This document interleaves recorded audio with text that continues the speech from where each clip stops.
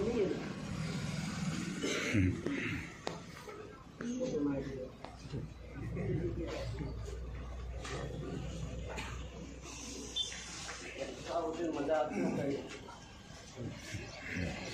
तमाम साथियों को आज का जो हमारा धरना है, सांकेतिक धरना, उसमें भाग लिया, इसके लिए आप सबको खूब जवाब।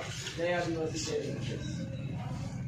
साथियों, अभी फिलहाल में एक मुद्दा जो गरमाया है उसको लेकर के आप सभी यहाँ पधारे हैं, उसमें मैं भी शामिल हुआ सांकेतिक रूप में जो धरना हुआ है उसके लिए। ये आज की बात नहीं है, ये विदेशी आक्रमणकारियों की संतानें जो इस देश में राज करने की मानसिकता रखती है, जिस दिन से उजागर हुआ उस दिन से इस तरह के स्टेटमेंट आते जा रहे हैं। कुछ इस तरह के काम मतलब के अधकचरे दिमाग के जो लोग होते हैं, वो उनके अंदर जो नीतियां बनती है वो उजागर कर देते हैं। मैं आपको अवगत करवाना चाहूंगा, वो जो विचारधारा है, वो विचारधारा भारत के संविधान को नहीं मानती है। अगर वो मानती होती तो आर्टिकल 342 के अंदर आदिवासियों की जो परिभाषा है उसको गहराई से पढ़ती, उसको समझती।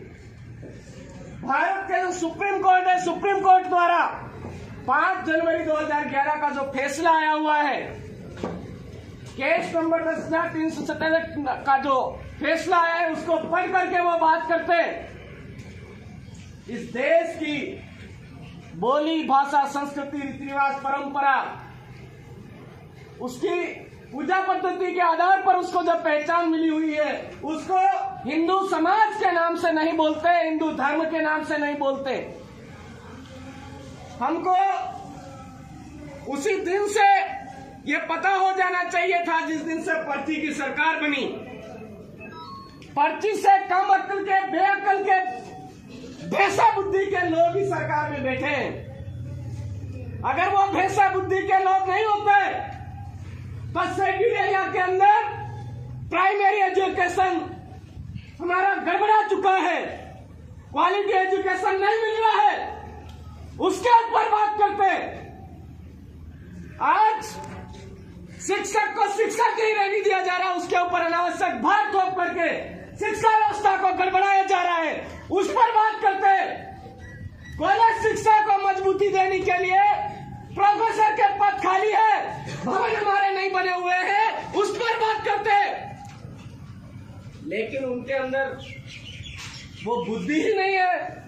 पर्ची के माध्यम से वो सरकार में आ चुके हैं, पर्ची की सरकार के माध्यम से आए हैं, वो जाहिर कर रहे हैं, उनकी गलती नहीं है भाई। वो आज हमको समझने की जरूरत है कि आज इस शेड्यूल एरिया के अंदर इस प्रतापगढ़ जिले की बात करें तो सबसे निचले पायदान पर शिक्षा के मामले में आ रहा है। उसके बारे में कभी स्टेटमेंट नहीं देते वो लोग, क्योंकि उस स्टेटमेंट दे देंगे तो इस राजस्थान की जनता, इस जिले की जनता, इस शेड्यूल एरिया की जनता जाग जाएगी और टीचरों की मांग करेगी। कर्मचारियों के पद जगह खाली है, उनको भरने की मांग करेगी, इसलिए वो इस तरह के स्टेटमेंट नहीं देते हैं। वो इस तरह की नीतियां चला रहे हैं कि शेड्यूल एरिया के अंदर जो जमीन है उसको किस तरह से हड़पा जाए, शेड्यूल एरिया के अंदर जंगल जमीन है उसको कैसे खत्म किया जाए, शेड्यूल एरिया के अंदर लोगों को नपुंसक कैसे बनाया जाए, ऐसी कंपनियां कैसे स्थापित किया जाए, वो सरकारी नीतियां बना रही है। हमको समझने की जरूरत है। इसके अंदर केवल पर्ची सरकार ही शामिल नहीं है, हमारे काले अंग्रेज के रूप में शासन में बैठे हुए लोगों के साथ प्रशासन के लोग भी सम्मिलित हैं। यहाँ पर जो हमारी डिमांड्स है लंबे समय से देश का मालिक करता आ रहा है, लेकिन प्रशासनिक अधिकारी जब भी मूल बात की बात आती है उस टाइम में गायब रहते हैं। किसी भी अधिकारी ऑफिस में हम ज्ञापन लेकर के जाते हैं देश के मालिकों की मूल समस्या को लेकर के जाते हैं, उस दिन अधिकारी गायब रहते हैं। ये कोई आज नई बात नहीं है। यहाँ पर आज एसडीएम कार्यालय में जाकर के हम खड़े रहते हैं, तहसील कार्यालय में जाकर के खड़े रहते हैं, कलेक्टर कार्यालय में जाकर के खड़े रहते हैं, हमको कहीं पर भी न्याय नहीं मिलता है। आज 5th शेड्यूल की बात करें तो 5th शेड्यूल के क्या प्रावधान है? उस प्रावधानों के विपरीत शेड्यूल एरिया की जमीनों को हड़पा जा रहा है, शेड्यूल एरिया की शिक्षा व्यवस्था को खत्म किया जा रहा है, शेड्यूल एरिया के जल जंगल जमीन को खत्म किया जा रहा है। उस पर ये नेता लोग, 25 सरकार वाले लोग बात नहीं करते हैं। मेरे भाइयों, इस इलाके के अंदर हमको पानी की जरूरत है, इस पर बात नहीं करते हैं। इस इलाके के लोगों को रोजगार की जरूरत है, यहाँ पर हजारों के रूप में पलायन हो रहा है, उसके ऊपर बात नहीं करते हैं। हम सबको समझने की जरूरत है, यहाँ की डीएलसी, जमीनों की डीएलसी कम होनी चाहिए, ज्यादा होनी चाहिए।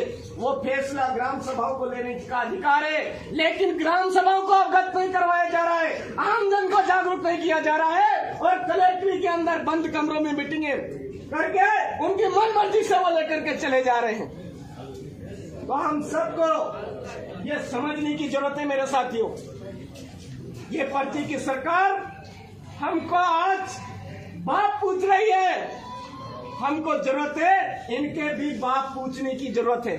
हमारा डीएनए इस देश के मूल बीज का है, वो हम तो जानते हैं। तुम बेअक्ल के जाहिल लोग हमसे पूछने का अधिकार नहीं रखते हो, हम पूछने का अधिकार रखते हैं, क्योंकि देश के मालिक हम हैं। आज हिंदू लोग के अंदर हिंदू विवाह अधिनियम आदिवासियों पर लागू नहीं होता है, उन भड़वों को पता है। हिंदू उत्तराधिकार अधिनियम उनके ऊपर लागू नहीं होता है, उन भड़वों को पता है। 2013 के अंदर 7वीं कक्षा की किताब पेज नंबर 12 सामाजिक विज्ञान के अंदर उनकी सरकार ने खुद लिखा है कि आदिवासी प्रकृति पूजक है, आदिवासी प्रकृति पूजक है, यह उन्होंने खुद लिखा है। और आज स्टेटमेंट दे रहे आदिवासी हिंदू समाज का एक अभिन्न अंग है। अरे हम नहीं चाहते तुम भिखारियों के औलाद बनना, जबरदस्ती हमको भिखारियों की औलाद क्यों बनाते हो?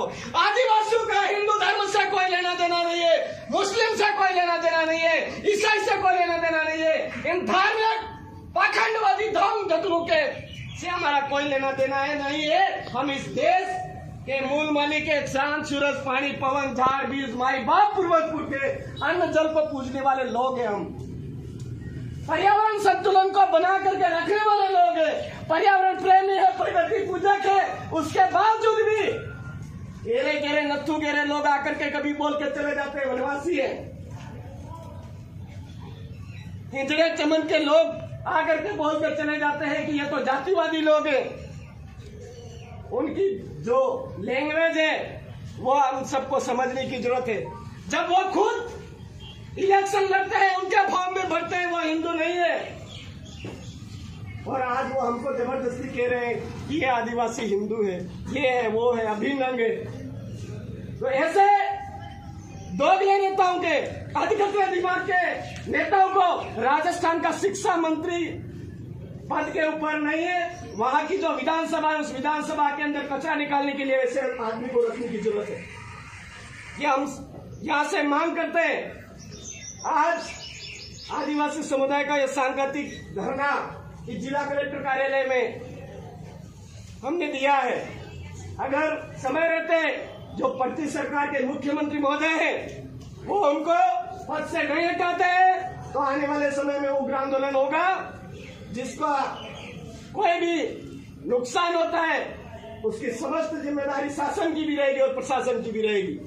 ये आज इस कलेक्टर कार्यालय के आगे खड़े रह करके हम अवगत करवाना चाहते हैं। मैं ज्यादा ना बोलते हुए हमारा आज का जो मूल उद्देश्य है उन मूल उद्देश्यों को लेकर के हम ज्ञापन सौंपेंगे, और यहाँ पर आज हम हमारे यहाँ से वो चाहते हैं तो कुछ ब्लड सैंपल भी भेजेंगे, बाल भी भेजेंगे, नाखून भी भेजेंगे, लेकिन प्रशासन जिम्मेदारी से शासन तक पहुंचा दे, ये हमारा निवेदन है। आप तमाम साथियों ने यह समय दिया, उसके लिए धन्यवाद।